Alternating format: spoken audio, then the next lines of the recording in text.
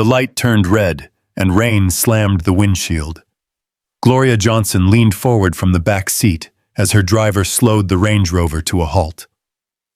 Through watery streaks, she saw him, a thin boy no older than 13, barefoot, trembling, clutching two tiny infants to his chest. Their cries pierced the storm. One baby lifted her face. Hazel eyes, the same rare golden brown Gloria had once watched across candlelight, the eyes of David, the husband she buried 3 years ago.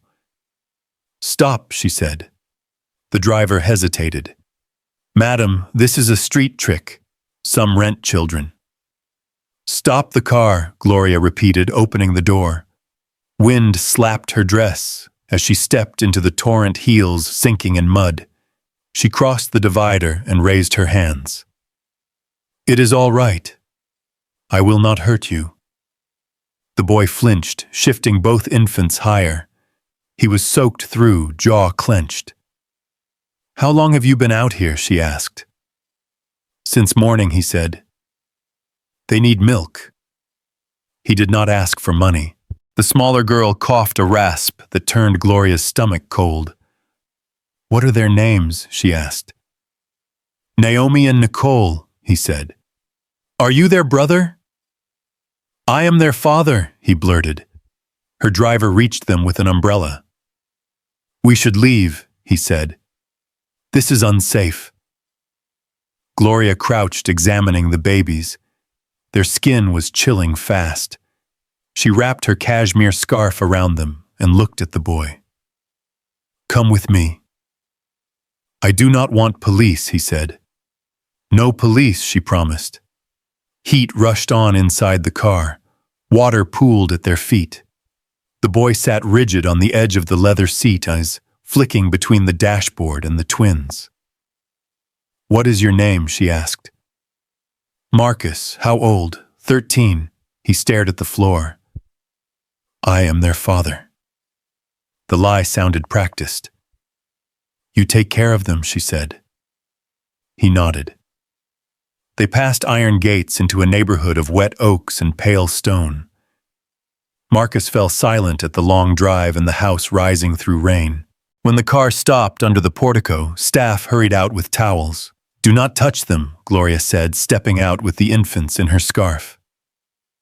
Inside, Gloria set the twins on a sofa and rubbed their tiny hands until color returned. "Call Dr. Turner," she told the house manager. "Bring warmed towels." Marcus hovered in the doorway, dripping onto the marble. "Come in," Gloria said. "Shoes off." He obeyed. Dr. Turner arrived, fast gray at the temples. He listened to tiny chests, checked pulses, frowned at shallow breathing. "Dehydrated," he said. "Cold stress. We will warm them and start fluids. You did the right thing." She nodded and signed consent forms. Marcus watched with the focus of someone who knew the cost of distraction. "Do they need milk now?" he asked. "Soon," Turner said. "Formula first, small amounts." Marcus exhaled. "Where do you sleep?" Marcus, Gloria asked. "Sometimes the church steps on Fulton," he said. "Sometimes behind the laundromat." "Any family?"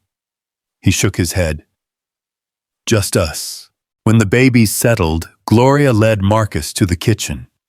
"Eat," she said, setting soup and bread in front of him. He broke the bread into tiny pieces, rationing by habit. "You can eat all of it," she added. He nodded but kept the small bites. He fed a crumb to Nicole, then stopped. "We will do this the right way," she said. "You will not need to ration here." In here, 2 infants slept in her scarf, and a boy held himself very still. "Who is their mother?" Gloria asked. "Vanessa," he said. "She was a teacher. She died the night they were born." "Did their father ever help?" Gloria asked. "Sometimes," Marcus said. "Not enough." He looked up and the storm seemed to live in his eyes. He had hazel eyes too sometimes. Gloria's chest tightened. We will keep them warm tonight, she said. Tomorrow Dr. Turner will run tests. I will also request a DNA comparison. Marcus flinched. With who? With my late husband. Saying David's name felt like prying open a sealed door. Marcus looked from her to the sleeping girls, then back. Are you angry at me? No, she said, at whom he asked softly. Gloria drew a breath. At the rain, at the timing, at everything I did not know. When the house quieted and the storm thinned to a whisper, Gloria carried the twins to a guest room where a crib waited from a life she had folded away. She adjusted the heater, checked the tiny chests rising and falling, and stood a moment.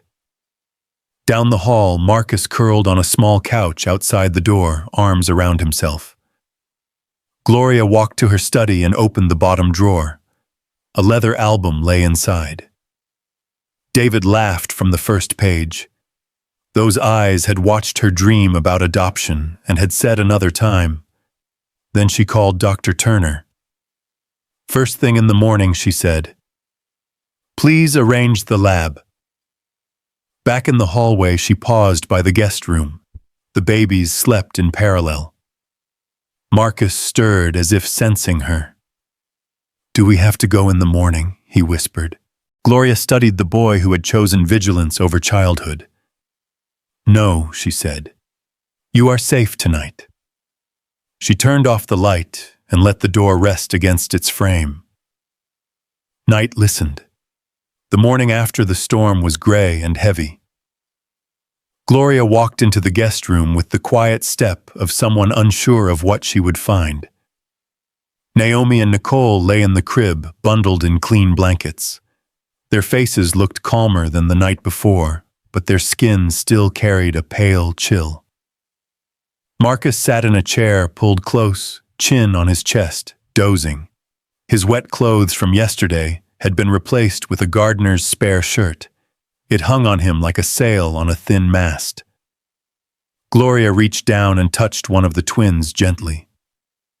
The baby stirred, then whimpered. Marcus jolted awake instantly. Are they all right? He asked, his voice sharp with worry. They need food, Gloria said. Dr. Turner will bring formula this morning. Until then, water only. She handed Marcus a small spoon and a glass. He obeyed, dripping a few drops carefully into Naomi's mouth. She swallowed weakly. They sat in silence until the doctor arrived. Turner carried a black case, his coat pressed, despite the early hour. He examined both girls again, measured temperatures, and prepared bottles of infant formula. They must be fed every 2 hours, he said. Small portions, nothing more, or their stomachs will not hold. He handed the first bottle to Marcus. Do you know how to feed them? Marcus nodded quickly, as though he had done it 100 times. He cradled Nicole and tilted the bottle just enough. The baby latched on, sucking slowly. Turner watched with mild surprise. You have done this before? Marcus nodded. I try. When Turner left, Gloria guided Marcus to the dining room. A plate of eggs and toast waited for him. Sit, she said. He lowered himself onto the edge of the chair as if afraid to break it. Eat, she added. He looked at the food, then at her. May I give some to them? Not yet, Gloria said gently. They are too small for this. This is for you.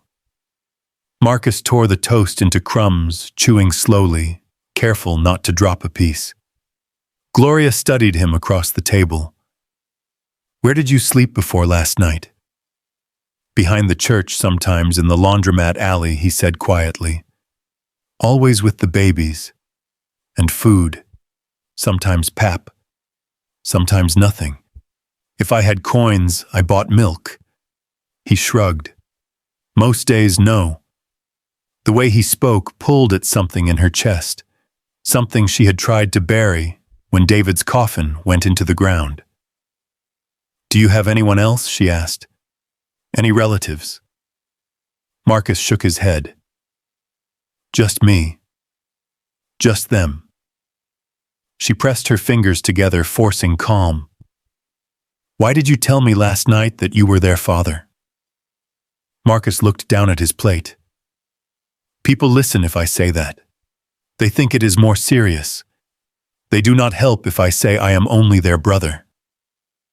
Gloria's jaw tightened. Lies are dangerous. He raised his eyes wide and frightened. I am sorry. I only wanted them safe. The twins cried from the guest room. Marcus jumped to his feet, already moving. Gloria followed slower. She watched him pick up Naomi and rock her with practiced rhythm, whispering words too soft to catch. The lie about being their father unraveled in the tenderness of that moment. He was a child carrying children, and yet he held them with the steady focus of a man who had decided long ago that his own needs did not matter. Later that afternoon, when the house had settled and the staff moved quietly about their duties, Gloria entered her study. She stared at a drawer she had not opened in years. Inside lay the album of her marriage, frozen smiles and promises printed on glossy paper. David's hazel eyes stared from every page. Last night she had seen those same eyes reflected twice in the faces of two frail infants. Her pulse quickened. She shut the album and called Turner again. I want the DNA test started today. Use David's autopsy sample on file. Compare it to the twins. When she hung up, the room felt smaller, air pressed against her lungs. She remembered the years of treatments, the nights of tears when no child came. David had said it was fate had held her hand and whispered that they were enough for each other. If these children were his, then every word was a lie. At dusk, she returned to the guest room. Marcus had created a small toy from one of her scarves, twisting it into a ball to amuse the twins. Naomi reached for it, giggling weakly. Nicole pressed her face against his shoulder, half asleep. He looked up at Gloria. They are better now, he said. No fever. She nodded, unable to speak. In the hallway later, her driver asked, Do you want me to take the boy to the shelter tonight? Gloria stared at him. No, she said firmly. They stay here. The driver looked uneasy but bowed his head. Yes, ma'am. That night, rain tapped softer on the windows. Gloria stood by the crib watching small chests rise and fall. Marcus had curled again on the couch, outside arms locked around his knees. The house had always been silent, filled only with echoes of polished floors and ticking clocks. Now the silence had changed. It carried breath, faint but alive, and it whispered questions she was not ready to answer. The next morning dawned with a pale sun struggling through heavy clouds. Gloria walked into the kitchen and found Marcus already awake. He stood on a stool, awkwardly holding a bottle while feeding Naomi. Nicole sat propped against a pillow, her thumb in her mouth. The boy turned when he saw Gloria, his face both proud and uncertain. You should have called the nanny, she said. He shook his head. They cry less if it is me. She watched the way his thin arms steadied the bottle. There was no clumsiness. Every movement was practiced, born of repetition. Gloria sat across from him. Tell me the truth, Marcus.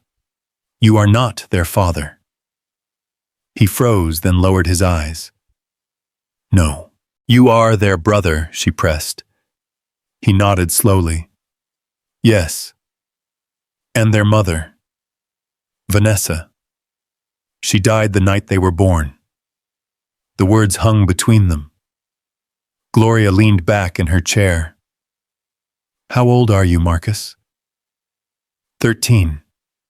He said it as if it were a shield, a number too fragile to carry such weight. She studied him carefully. Did your mother have help? He shook his head. She was a teacher. Kind. She always said we had a bigger family somewhere, but I never knew what she meant. Gloria felt her chest tighten. Did your father ever come? Marcus hesitated, then whispered, Sometimes. Not always. He would bring toys, money, food. But he never stayed long. What did he look like? She asked, her voice steady, though her pulse raced. Marcus frowned, searching memory. I remember his eyes. They looked like theirs. Gloria's throat constricted. She excused herself and walked quickly to her study. Once again, she opened the drawer and pulled out the photo album. David's smile beamed from the page, confident, unshakable, the same hazel eyes that had once convinced her of forever. She slammed the book shut and pressed her palms against it. Later that day, she summoned her private investigator, a man she trusted from years ago, when board members tried to betray her. His name was Raymond Cole, sharp and discreet. She handed him a slip of paper. Find everything about Vanessa Green. She lived in Houston, worked as a teacher, died 13 years ago, giving birth to twins. I want to know who she was, where she lived, and who saw her last. Raymond nodded without question. You will hear from me by tonight. When he left, Gloria returned to the guest room. Marcus sat on the floor with the twins, rocking them gently. He looked up nervously. Did I do something wrong? She shook her head. No. You told me the truth. At dusk, the investigator called back. His voice was precise. Vanessa Green taught at Jefferson Elementary. Respected, quiet. Lived in a small apartment behind the school. Neighbors say a man visited sometimes, a man with a nice car. He never stayed long. She died in a small clinic during a difficult birth. Gloria's breath slowed. And the boy. After she passed, a neighbor took him for a short time. But he refused to go to an orphanage. Said he would care for the babies himself. Gloria closed her eyes. Anything else? The neighbor kept a letter she once wrote. It says, Tell your wife the truth. It is time. Her hands trembled as she lowered the phone. The words pressed into her like glass. She walked upstairs past the grand staircase and the gleaming chandelier until she reached the guest room. Marcus looked up from the rug where Naomi and Nicole lay on a blanket. Your mother was a good woman, Gloria said softly. She loved you. She loved them. He swallowed hard, eyes filling but not spilling. She used to say we had a big family somewhere. She said one day the truth would come. Gloria crouched beside him. It has come. Silence stretched between them. Then Marcus whispered, You are my stepmom. The word pierced her. She hesitated, then nodded. Yes. He looked down at the twins. I am sorry. For what? For everything. Gloria shook her head. You have nothing to be sorry for. Naomi laughed, suddenly reaching for Marcus's hand. Nicole followed, clapping clumsily. Gloria felt the sound reverberate through the house. Baby laughter. She had not heard it in years. She realized then that the walls she had built around herself were cracking. That night she could not sleep. She paced her room, staring at the rain streaking the windows. Memories of David filled her mind, their years together, the nights of failed treatments, his soothing reassurances that they were enough. Now every word twisted into betrayal. If he had fathered children with Vanessa, then every tear she had shed was built on lies. She picked up her phone and called Dr. Turner. His voice was weary from sleep. Doctor, I need the DNA test expedited. Compare the twins with David's stored sample. Confirm it as soon as possible. Yes, ma'am, he said. By tomorrow evening at the latest. Gloria ended the call and stood in the dark. Down the hall, Marcus curled again on the couch outside the nursery, arms folded around himself. guarding his sisters, as though the world might break them at any moment. Gloria pressed her hand against her chest. The truth was moving closer, a storm she could not stop. Whether she wanted it or not, the answers were coming. By the time dawn broke again, the air inside the mansion was tense, as though the walls themselves sensed a storm no rain could match. Gloria had not slept. She sat at her desk, eyes fixed on the drawer that held the evidence of a life she no longer trusted. At last, she pulled it open and lifted out the wooden box she had found in David's old study. Inside were folded letters yellowed slightly with age. She unfolded one with trembling hands. "David, thank you for coming last weekend. Marcus was so happy. I know your life is complicated, but I do not expect more. Just come when you can. Love, Vanessa." Gloria's throat closed. She read another. "David, Marcus asks about you every day. I tell him you are busy. I try to keep his heart soft toward you. Sometimes I wish you would tell her. Tell your wife the truth." Her fingers shook as she placed the letters back. She felt sick, betrayed by a man already in the ground beyond questions, beyond answers. Later that morning, Dr. Turner arrived with an envelope. His face was solemn. "We have the results," he said. Gloria reached for it, but stopped short. "Leave it on the desk," she ordered. When he left, she sat for a long moment staring at the brown paper, as if it could burn through her gaze. Finally, she tore it open. The words blurred before her eyes. "DNA match confirmed. Probability of paternity 98%. Gloria pressed the paper flat against the desk, her chest heaving. She rose, paced the room, then stopped at the window. Outside, the garden gleamed with early dew, bright and alive, mocking the darkness twisting inside her. "They are his," she whispered. "They are really his." Later, when she returned to the guest room, Marcus was rocking Naomi while Nicole gnawed on a soft toy. Gloria's face was pale, her jaw set. Marcus looked up quickly.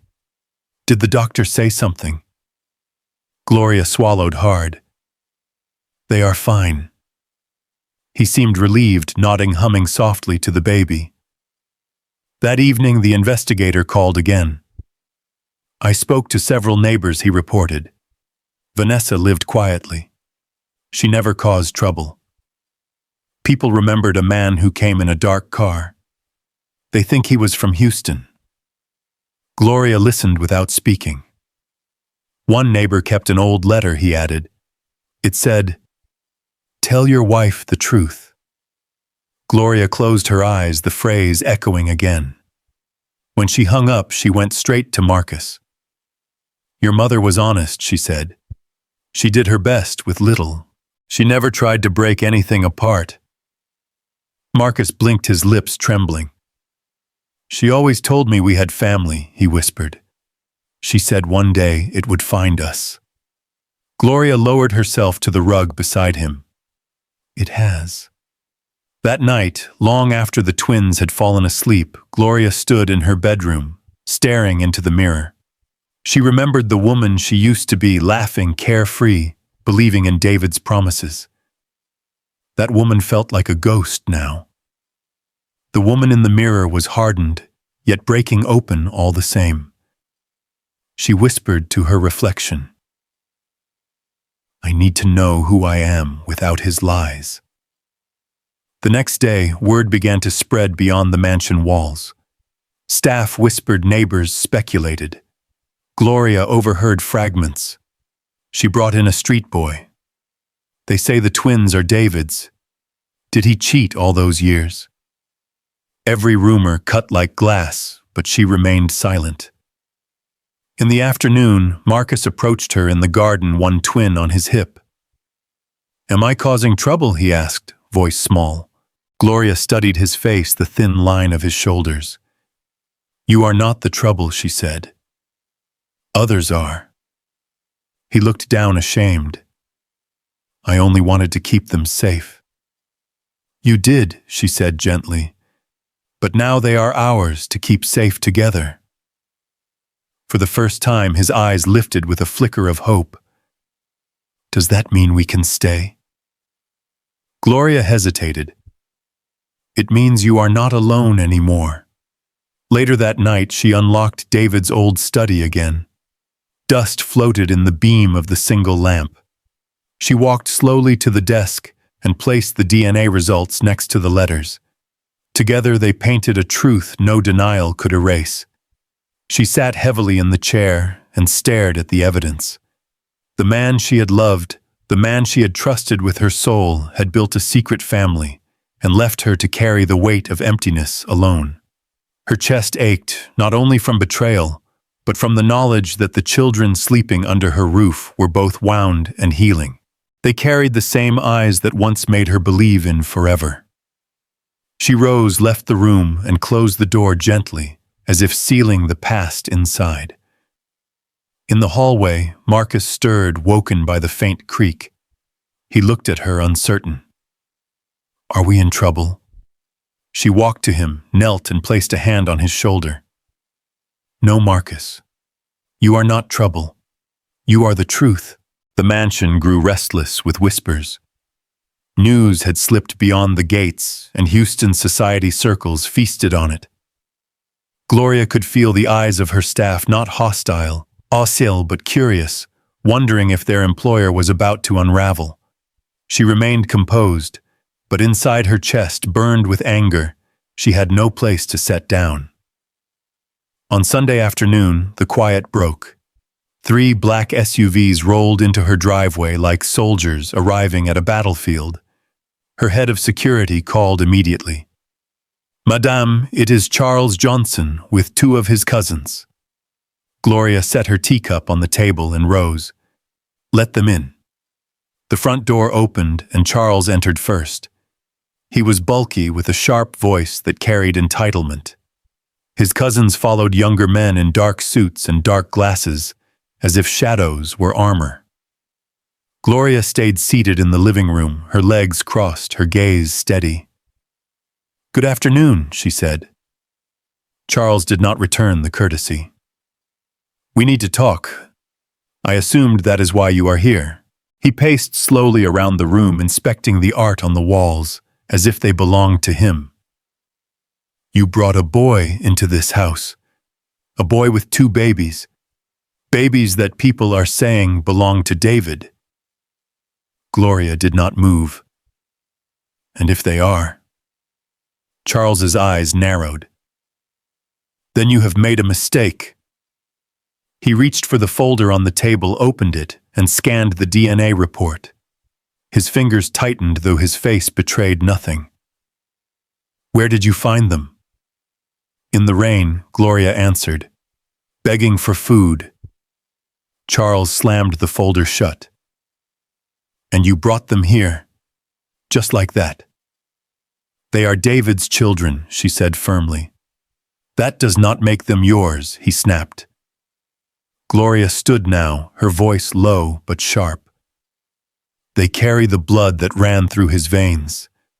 That means they carry part of mine too. One of the cousins stepped forward. With all due respect, madam, you are hurting. You are not thinking clearly. This is a serious matter. Gloria's eyes flashed. I know exactly how serious it is. Charles dropped into a chair, at last his bulk sinking the cushions. Do you know what people are saying? That you have lost your mind. That you plan to hand over everything to strangers.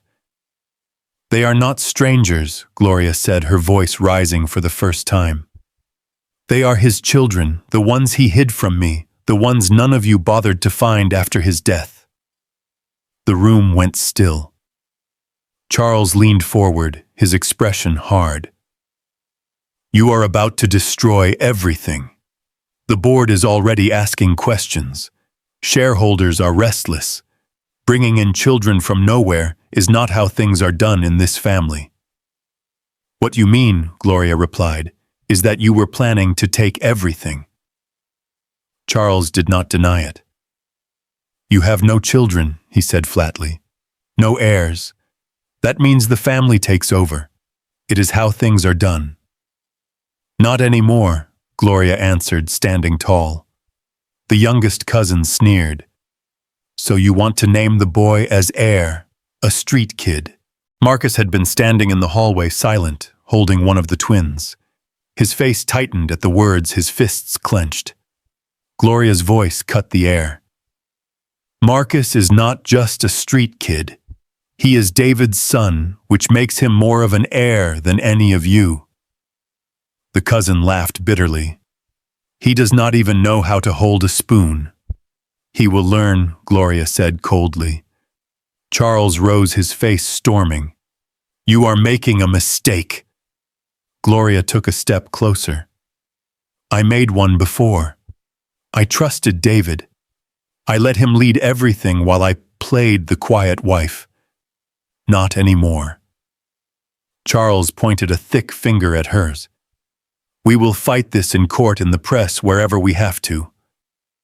Go ahead, she said, her voice low as thunder. But you will lose because, unlike you, I have the truth. Charles stared at her for a long moment, then turned and marched out. His cousins followed, silent but seething. The door slammed behind them. For a moment the mansion was quiet again, too quiet. Gloria exhaled and sat back down, her hands shaking slightly. Not with fear, but with fury. She heard small footsteps behind her. Marcus stood in the hallway, the twin pressed against his chest. His eyes shone with worry.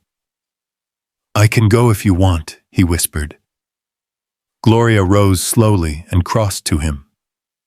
Go where? Anywhere. I do not want to cause trouble.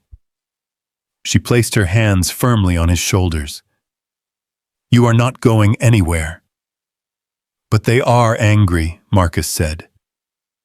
They have always been angry, Gloria answered. They were angry when I married David. They were angry when I took over the company.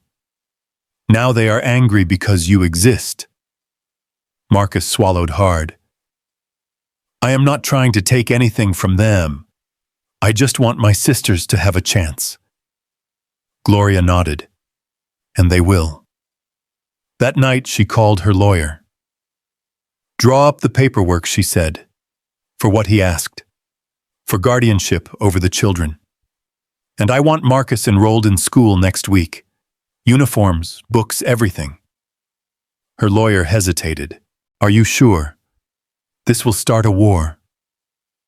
I am not starting a war, Gloria said, her voice unshakable.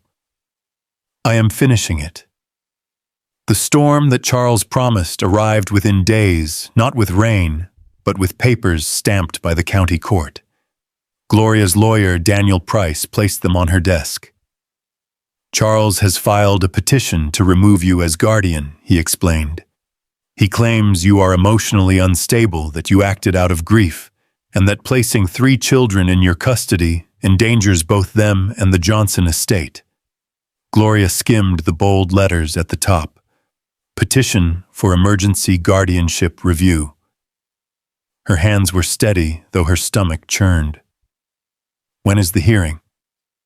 Friday morning, Daniel said. They are moving quickly. The press had already caught the scent. Cameras waited outside the gates, reporters shouting questions whenever Gloria's car passed. Neighbors whispered. Investors called the company board demanding answers. One headline blared across the local paper, Widow of David Johnson brings street children into mansion. Are they secret heirs? Gloria did not hide. She held her head high as she walked into the courthouse that Friday. Her navy suit was sharp, her hair tied neatly back, her stride steady. Behind her, Marcus carried Nicole, while a nanny held Naomi.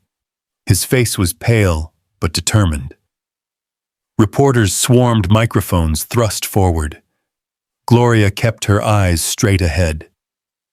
Inside the courtroom, the benches were packed. On one side sat Charles with a team of attorneys in crisp suits, their briefcases stacked like weapons. On the other, Gloria and Daniel waited calmly, The judge entered a woman with silver hair and a voice that carried authority. "All rise." Charles's lawyer stood first. "My lord, we are here to protect the legacy of the late David Johnson. The woman before you is grieving, and while we respect her pain, she has made reckless decisions. She has taken in unknown children based on rumors and now attempts to hand over everything our client built to strangers. We ask that her control of the estate be suspended and the children placed under temporary family care." Murmurs rippled through the crowd. Gloria kept her face composed, her eyes only on the judge. Daniel rose smoothly. "My lord, there is no rumor here. There is fact. Scientific evidence confirms that these children are David Johnson's biological offspring." He held up the DNA report. "That alone gives them a rightful place in this family. But more than blood, we must ask, what is family? Is it merely a name on paper, or is it sacrifice, protection, and love? If it is the latter, then Gloria Johnson is already their mother in every way that counts." The judge's gaze flicked from one side to the other. She leaned forward. "I have reviewed the documents, but given the dispute, I order an independent test conducted today. The results will determine custody." Gasps filled the room. Charles smirked, satisfied. Gloria nodded once. "Very well." That afternoon, the court-appointed lab technician took cheek swabs from Naomi and Nicole, then from Marcus, then compared them to the sample of David's blood stored from his autopsy. Marcus sat stiffly through the procedure, his small hands clenched in his lap. Gloria placed a steadying hand on his shoulder. "It is only a test," she whispered. 2 days later, the court reconvened. The courtroom was even more crowded, cameras flashing as people jostled for seats. The judge entered holding a sealed envelope. "This court has received the results of the independent DNA test." She opened the file slowly. "The findings confirm that Naomi and Nicole are indeed the biological children of the late David Johnson. Furthermore, Marcus Johnson is his biological son as well. Probability of paternity 99.98%. The room erupted with whispers. Charles's face darkened. Gloria felt her breath leave her chest, not with surprise but with the sharp ache of confirmation. Still, Charles's lawyer pressed on. "Even if they share his blood, that does not make her fit to raise them. She is alone without children of her own and burdened by grief. She cannot provide the stable environment they need." Daniel countered quickly. "She has provided more stability in 2 weeks than anyone else has in 13 years. These children were starving in the streets. Today, they are clothed, fed, and safe. Does grief disqualify a mother, or does it make her more compassionate?" The judge held up a hand, silencing both sides. "I will review the testimony and issue my decision within 3 days. Until then, the children will remain in Gloria Johnson's care." Reporters surged forward when the hearing ended. "Madam Johnson, are the children really David's? Is this about revenge? What will happen to the company?" Gloria ignored them all, stepping into her car with Marcus and the twins. Her face remained calm, but inside her heart pounded like a drum. That night, Marcus found her sitting in the nursery, watching the twins sleep. "Did we lose?" he asked. She looked at him. "Not yet. Then what if they take us away?" Gloria placed both hands on his shoulders. "No one is taking you." He nodded, but she saw fear flicker in his eyes. It broke her more than any courtroom ever could. For the next 3 days, she barely slept. She paced her study, reread the letters, stared out windows. Marcus tried to act strong, caring for his sisters, reading them stories, but she saw the tension in his jaw. The mansion itself seemed to hold its breath. Finally, the ruling came.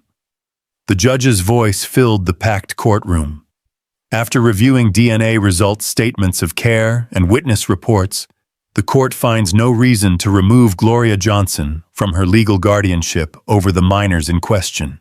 Her actions, while unconventional, are in the best interest of the children.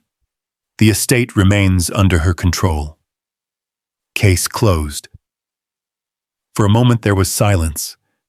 Then shouts rose from Charles's side. "We will appeal," his lawyer barked. The judge's gavel struck. "You are free to try, but the court has spoken." Gloria stood quietly, her head high. She turned to Charles. "Now what?" His face twisted. "You think this is over?" She gave the faintest smile. "No, Charles. It is my turn to win." Outside the courthouse, reporters rushed again. Gloria stopped this time. "I did not fight for power," she told the cameras. "I fought for 3 children who were forgotten. One of them saved their sisters' lives. Now I will spend the rest of mine saving his." Then she walked past the flashing lights, past the noise, and into the waiting car. That night, Marcus waited in the hallway when she returned home. "You won," he said softly. She placed her hand on his cheek. "No, we won." The house felt different after the verdict. The air was lighter, though not free from the shadows of what had been fought. Gloria moved through the halls with a new steadiness, her decisions confirmed by the court, and the truth no longer whispered but written in law. Still, she knew battles lingered outside the gates. For now, she allowed herself to breathe. Marcus began school the following week.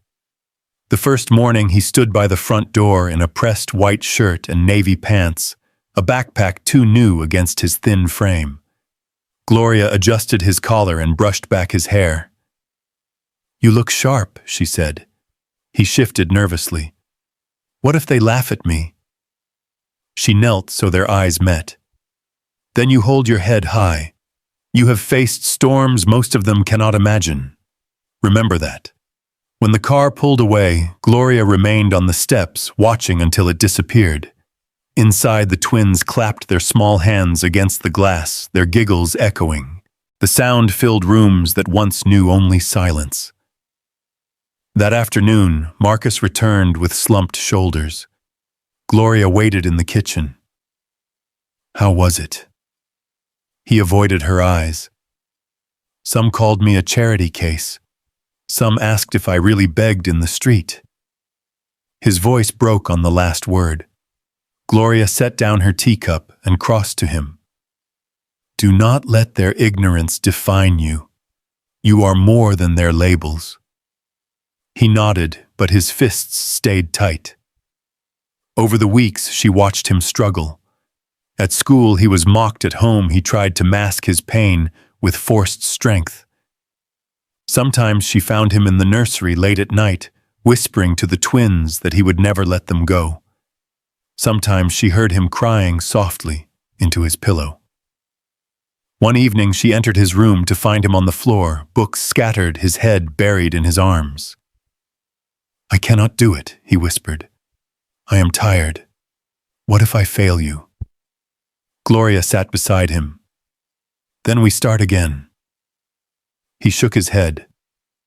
"What if I disappoint you?" She turned his face gently toward her. "You cannot. You are not here to be perfect. You are here to be loved." Tears spilled down his cheeks.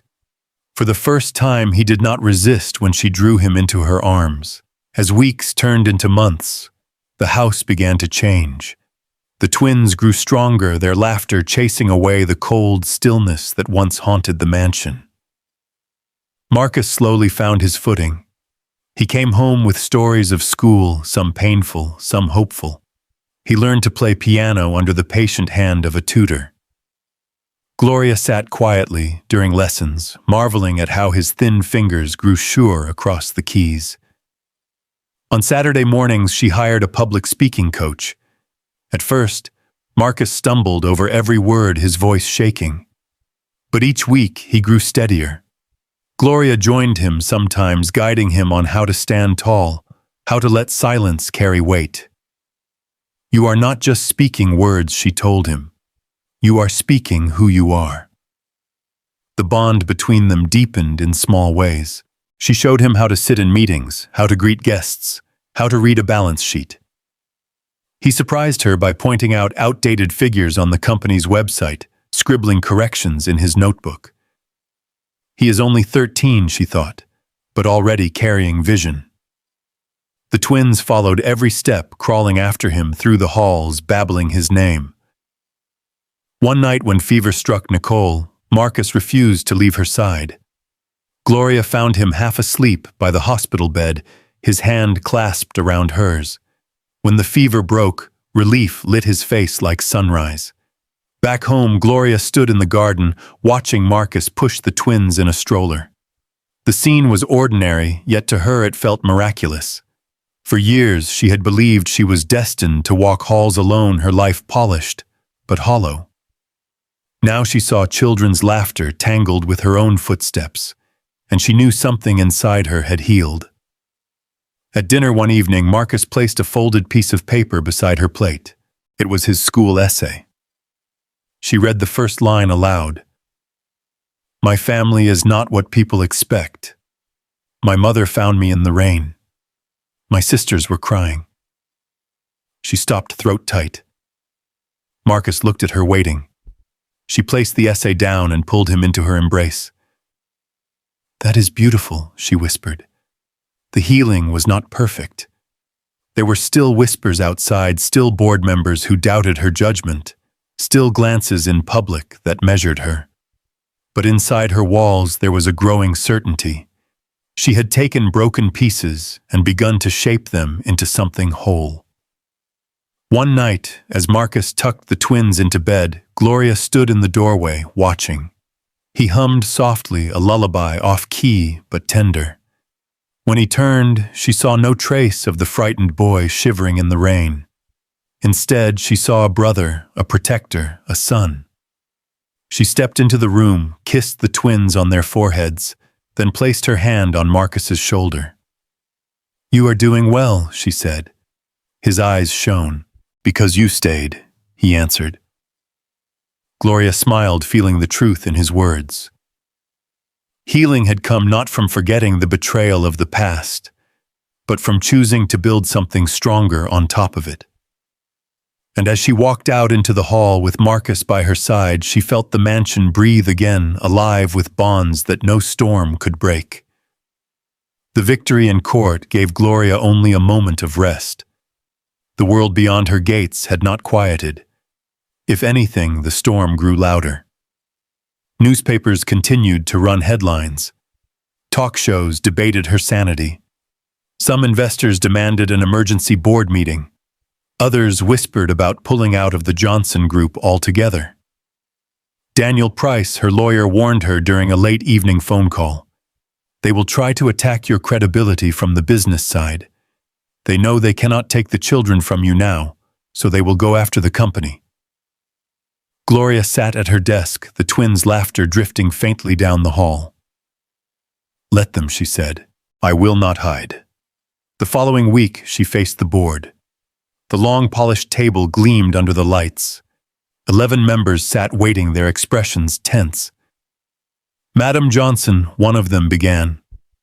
We must address the instability your recent decisions have created. Investors are nervous. The media frenzy has damaged our reputation. Gloria folded her hands calmly. What damages reputation more, she asked, acknowledging the truth or burying it. Another member spoke sharply. The truth is not the issue. The issue is your judgment. You have rewritten your will. You have named children with no upbringing as heirs. How can we trust your leadership?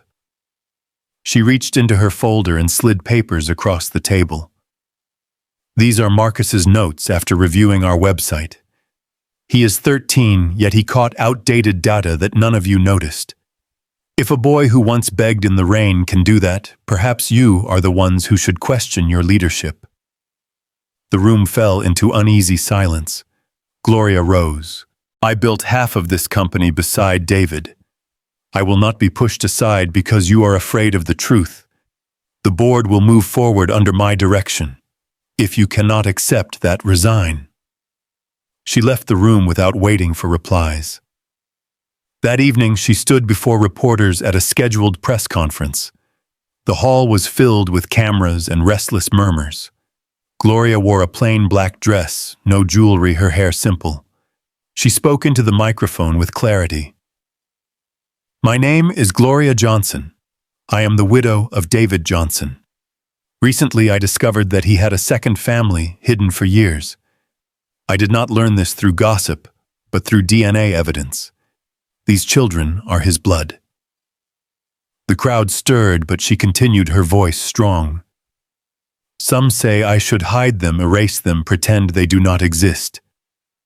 I will not. These children never asked to be born in secret. They never lied.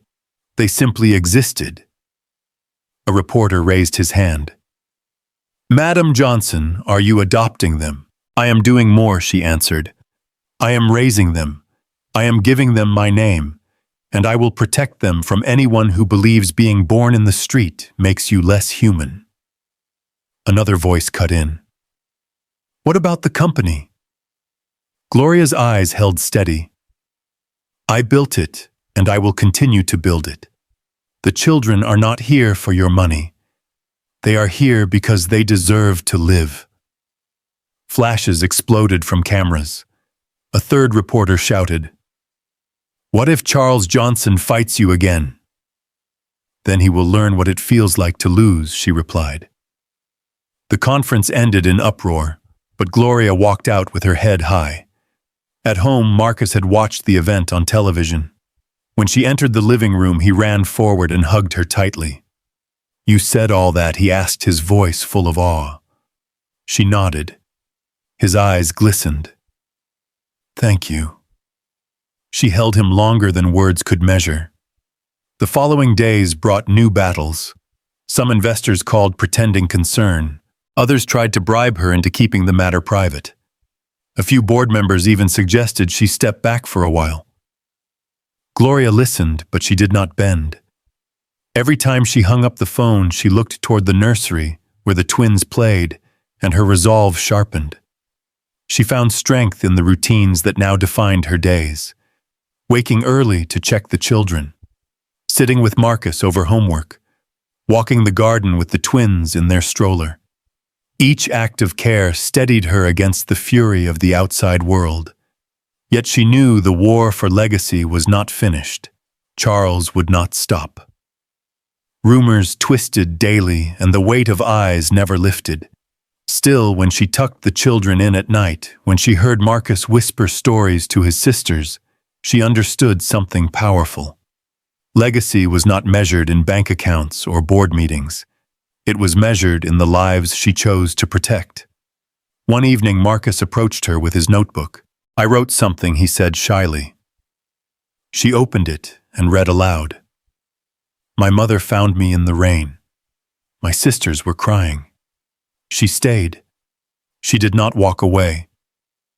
That is why I believe family is not where you come from, but who refuses to let you go."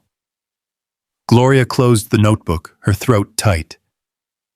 "That is beautiful," she whispered. He looked up, hopeful. "Do you think people will ever stop laughing at me?" She cupped his face gently. "Let them laugh now. One day they will wish they were part of your story." The war outside might rage on, but within her home, Gloria had already claimed the victory that mattered most. The lawsuit Charles promised came quickly. Within weeks, new petitions reached Gloria's lawyer. This time, the filings were more aggressive. They demanded that the estate be frozen, claiming Gloria's actions endangered the company's stability.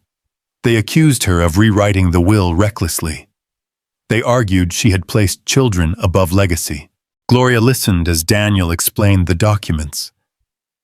"He is trying to starve you into submission," Daniel said. "If the estate is frozen, you cannot access company funds. He hopes pressure from investors will force you to step aside." Gloria's voice was calm. "Then we fight again," The hearing filled the courthouse with even more tension than before. Spectators lined the benches, reporters packed the hallway.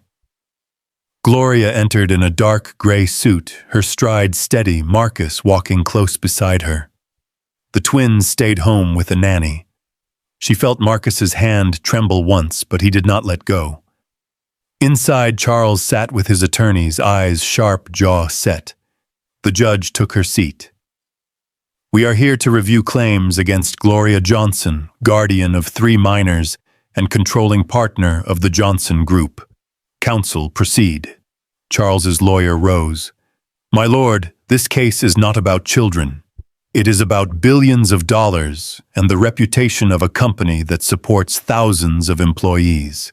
Our client fears that Mrs. Johnson has allowed grief to cloud her judgment. She has given control to minors with no upbringing. This cannot stand. Daniel stood next. My lord, the opposition speaks of money. We speak of truth. These children are not outsiders. They are David Johnson's own blood. And this court already confirmed their place in this family. The estate is not in danger. It is finally in honest hands. Gloria felt every eye on her. She did not flinch. The hearing stretched long. Witnesses spoke. Former employees described Gloria's leadership, her steady hand even in grief. Teachers testified that Marcus was thriving under her care. A nurse from the hospital where Naomi and Nicole were born recalled the night Vanessa died, confirming that a man had arrived in a dark car with hazel eyes. Charles shifted uncomfortably, but refused to yield. He whispered furiously to his lawyers as testimony piled up. After hours of arguments, the judge leaned forward. This court has weighed the evidence carefully. She paused, the silence sharp as a blade. Gloria Johnson's guardianship stands. The minors remain in her custody. Furthermore, the estate remains under her control. The late David Johnson's children are recognized as rightful heirs. Case closed. The gavel struck. Gasps rippled across the room. Reporters scrambled for the door. Charles's face twisted with fury. He stood and glared at Gloria. You think this is over? She met his eyes calmly. No, Charles. But it is my turn to win. Outside, cameras flashed wildly. Gloria stopped at the steps and faced them. I did not fight for power, she said clearly. I fought for 3 children who deserved more than hunger and rain.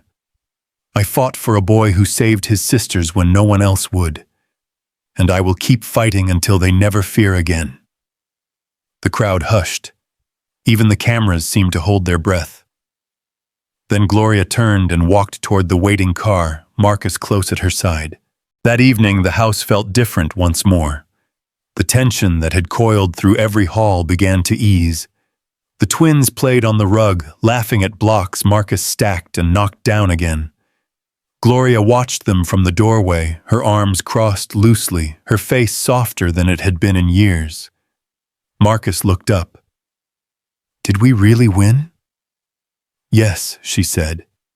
His voice dropped to a whisper. Does that mean we can stay forever? Gloria walked to him, knelt and wrapped him in her arms. Forever, she answered. The following week, she met with Daniel again. Papers lay spread across her desk. This is your revised will, he explained.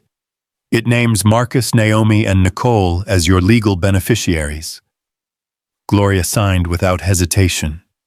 Each stroke of the pen felt like closing the door on the past and opening another to the future. Later, as Marcus prepared for school in his pressed uniform, Gloria handed him a small notebook. Write your dreams here, she said. One day you will look back and see how far you have come. He hugged her tightly, whispering, "Thank you, Mom." The words struck deep, not with pain, but with healing. She smiled and held him closer. The company still roared with voices of doubt, the media still sought a scandal, but Gloria knew where her victory lay. It was not only in courtrooms or board meetings, but in the laughter of children filling her once silent halls, in the strength of a boy who now dared to dream, and in the quiet certainty that legacy was no longer about wealth, but about love made permanent. That night, as she stood by the nursery window, she looked out at the city lights and whispered to herself, "The new dawn has begun." 3 years passed, and the mansion no longer echoed with emptiness. Mornings began with the patter of small feet running across polished floors, with Naomi and Nicole chasing each other, their hazel eyes flashing with mischief. Marcus, taller now, and 16, wore his school uniform with quiet pride.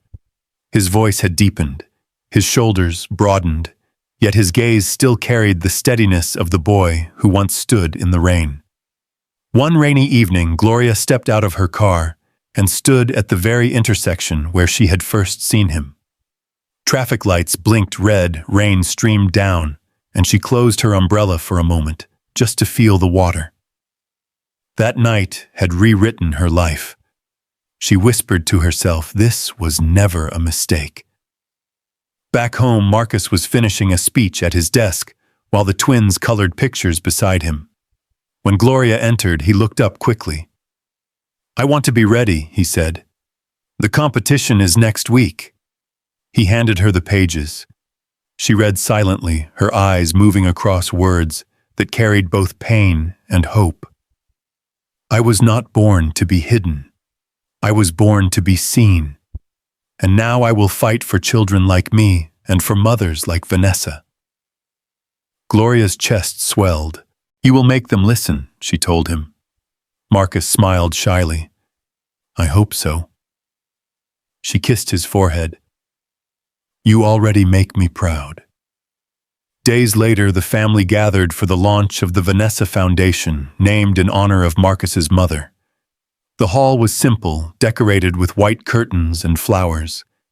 Guests were not politicians or wealthy donors, but teachers, social workers, and mothers who understood the weight of raising children alone. Gloria stood at the podium, wearing a green dress, her voice steady. "Today is not about power or money. It is about life and love. It is about second chances." She paused, her eyes finding Marcus. "I never met Vanessa, but she gave me the greatest gift of my life, her children. She raised Marcus with grace and strength. She left Naomi and Nicole with light in their eyes." The hall was silent. Then Marcus rose from his seat. "Can I say something?" Gloria stepped aside, her heart pounding. He gripped the microphone, his hands trembling, but his voice rang clear. "My name is Marcus Johnson. I used to beg on the streets. I carried my sisters through rain and hunger. I thought life would never change. But one woman stopped her car. She did not ask questions. She stayed. She fought for me. Now I have a home, a future, and a mother. She did not give birth to me, but she gave me life." The audience stood clapping, some with tears streaming down their faces. Gloria hugged him tightly, cameras flashing, but neither of them noticed. That night, when the hall was empty and the twins were asleep, Gloria and Marcus sat outside beneath the stars. "Do you ever miss him?" Marcus asked quietly. She knew he meant David. Sometimes she admitted. "But I miss who I thought he was, not who he truly was." Marcus looked down. "I am sorry he hurt you." Gloria placed a hand over his. "But he gave me you. And that is something beautiful." Silence lingered between them, soft and healing. Then Marcus whispered, "Why did you stop that day? You could have driven away." She thought back to the storm, the cries of the twins, the boy shielding them with his thin frame. "Something about you pulled me," she said. "I could not drive away." "Thank you for not driving away," Marcus answered. She smiled. "I thank God every day that I did not." Weeks later, Marcus stood at the debate competition. His voice filled the auditorium, steady and passionate.